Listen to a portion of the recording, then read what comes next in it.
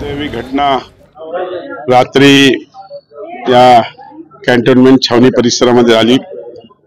खाली कपड्याचं दुकान होतं, वरती काही लोक राहत होते, पण आग लागल्यावर त्या वरच्या परिवारातील मंडळींना खाली येण्यास जी संधी मिळायला पाहिजे होती ती खाली आग असल्यामुळे मिळाली नाही आणि त्याच्या धुरामुळे एकाच परिवारातील सगळी मंडळींचं गुदमरल्यामुळे किंवा त्या आगीच्या झळीमुळे निधन झालेलं आहे।